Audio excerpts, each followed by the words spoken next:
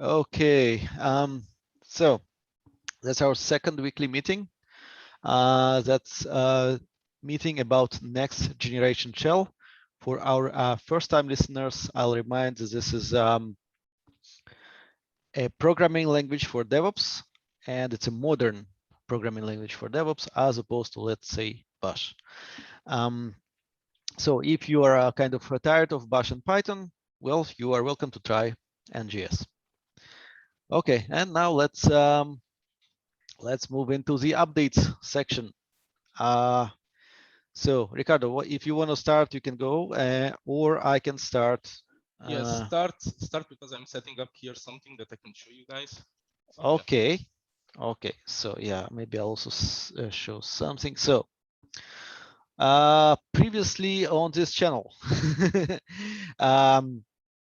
I was working on the TR facilities. That's the deep data structures manipulation. It looks like I'm near the end of this facility. What I'll be doing in the next week or two, I'll be comparing to what we've got versus the design document, see that nothing was missed. And if something was missed, is it critical, or we can move on for now and implement that later.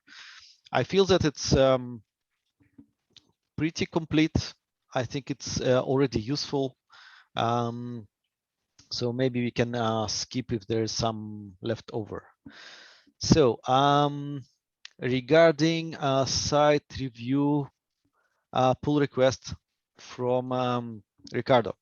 So Ricardo updated the site and it's now exists as a pull request. I started looking into that. Unfortunately, I have not finished yet. It might take some time. So what else in my records here? Our next milestone. So this PR facility for the deep data structures was part of the milestone. This milestone was called deep data structures. So that is 0 to 13 release. That's where it all goes. It has a couple of other things in it, which I intend to finish real soon now. And the next milestone would be allowing next generation shell to run inside Lambda. And after that, well, that's because we would like to have it at work. So, and after that milestone, we can finally get into the UI part of the thing, which I think will be very interesting and very challenging at the same time. And I think I'm done from my side. Ricardo, ready? yes, almost. Yeah, let me just share. So yeah, outside of that pull request that I'm still waiting for you to approve. By the way, just go ahead. If everything looks fine, just approve it, and then we can create issues. Well, if everything was looking fine, I would have approved it already. Ah, come on. Unfortunately, it doesn't look fine. For example, there are HTML warnings and error. Okay, that part. Okay. Yeah, I cannot approve that. Okay, so yeah, we can also open issues for that, so that we have, the latest No, I will website not running. approve something which lowers the average quality of the thing. No, that's totally fine. Yeah, Okay. totally understand that part. Yeah. So from then last week, outside of the website, yeah. So I picked one of the issues that was to create a Docker image. Wait, hold on, Ricardo. Your sound is not very good. Oh, I'm not sure what is. It was better previously. Okay. Better or still Yes. better? Okay. Talk. Hello, 1, 2, 3, test. It's not perfect, but okay, let's try this. Let me see. Let me see if Zoom. No, it sounds okay now. Better or still the same? Maybe no, it's okay now. Go. Okay, so yeah, so I picked one of the issues that was there about creating. That was an old one about creating a Jupyter Docker image that runs our Jupyter plugin extension. So it took a while because I was having some issues with the base image, and I had to open some some issues, ask some questions here and there.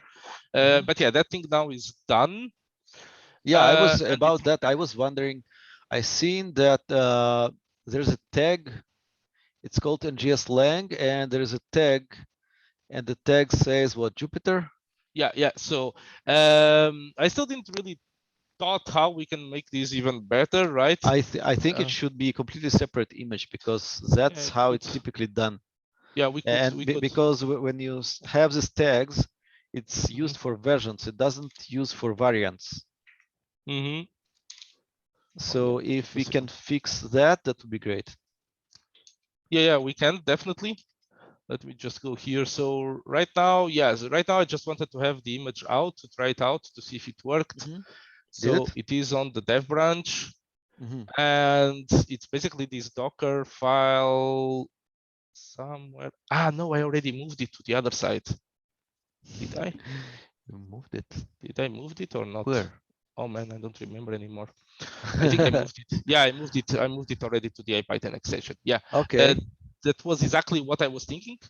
You know that maybe it shouldn't be. So initially, this Docker file was part of the NGS repo, and then I was Okay. like, yeah, it shouldn't be there. So I just moved it to this IPython extension, and now it's Okay. here. It's this Docker file part, and yeah, and that's about it. And how does this look like? Okay, so I'll just run this later on. Mm-hmm. This will have probably another name like NGS, IPython extension, and then the version probably. Why Which I not also, just Jupyter if it's Jupyter? yeah, something like that. I have to create a new thing there. And Yeah. then it will have like parallel versions, right? Yes, the problem that's the main problem. I didn't want to be, releasing these outside, so I guess I will just create an action on NGS so that when you release, it automatically releases this image. Mm-hmm. But yeah, I have to look into that still. So for Automatic now, release sounds good. yeah, I know, but it's hard because it's inter-repository thing, right? So I Mm-hmm. have from that repository, I have to go into this repository and get the Yeah, stuff, and yeah. need some token. So maybe I Yeah. move back this Docker file into the other one, and then it's fine. And then I don't have to come to this one. Yeah. So Yeah. right now, the image. So you just run it like that. Just getting it. Yeah. So this is based on the official Jupyter image. Okay. Mm-hmm. Nice. And oh, wrong browser. Wait. And then it what installs NGS inside? Yeah. So it installs NGS inside, and it has shit. I copied the wrong thing. Wait, I cannot say these bad words here. So yeah, so once you go to that URL, right, that is there, you have here an NGS example that if you click on that, it already has the things that you have to run. Okay. So actually this is like our Jupyter installation script, and this does two things. It checks if NGS is installed. If it's not, is it, and then it installs the extension. So NGS is already installed inside the image. So that step we can leave it outside. And this is just basically getting the extension and putting it in on the right place. Okay. And then we reload the extension, and now we should be able to run it. Yeah, just like that. And we have here our output. Bam. Yeah.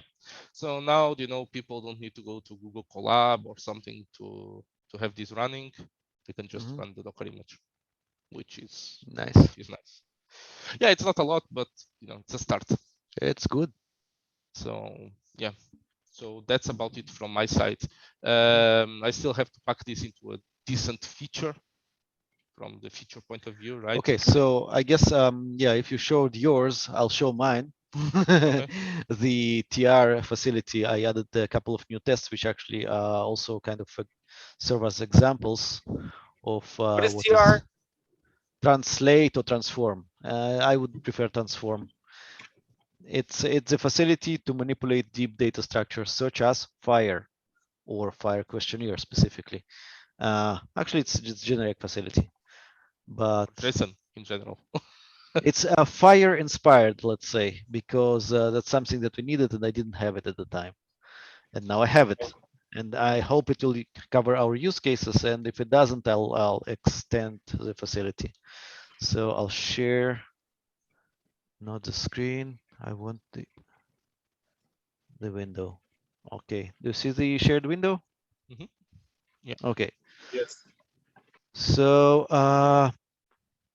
our previous meeting started at what happens if you tell TR to skip the item at the top level. So I decided it's an exception. So if you have a deep data structure and you have a pattern which matches at the top level and it says remove the object, well, you cannot do that because it's top level.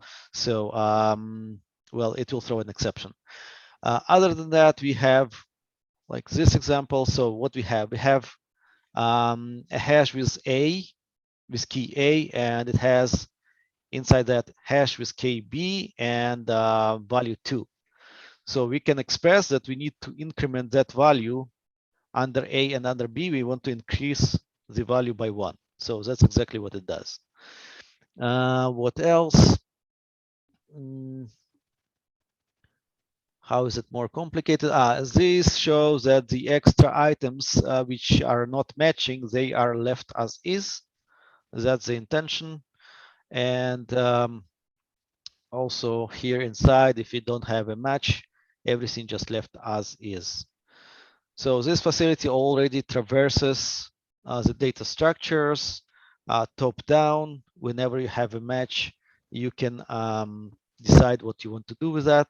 That means you either return a new data structure instead of the old one, or you tell to skip the match, or it's not or, actually it's more extension into the new data structures that you return. For example, if you had an array and you want to prepend and append an element, but you also want to keep the old elements, you have a function which you can use in your callback to descend into the original data structures. That's how you can, for example, wrap any array and have additional elements at start and at the end. So just to show how this works, just copy paste this example, run it. Okay, so any array we had here now has 2 additional elements, one in front, one in the back, and this is how it looks like. And it's recursive because of descent. So if you want to completely modify the matching part, you can do it, or you can also do descend and then modify after it recursively traversed the data structures that you're looking at. So we are covering pretty good amount of use cases with it. The implementation itself is not very big. I thought it will be bigger. It's like 200 something lines right now. I expected it to be bigger, but it's somehow short. Maybe there's things missing. But I'll be looking at this design document and see if there's anything missing, and either implementing or deciding to postpone. So that's the TR facility. Yeah, and I also want to add some examples which manipulating FHIR questionnaire, which we have example at hl7.org. I want to decide what inside that questionnaire I want to modify, and bring examples from there. Actually, I had somewhere an example which eliminates some FHIR extensions, but I think I don't have it here.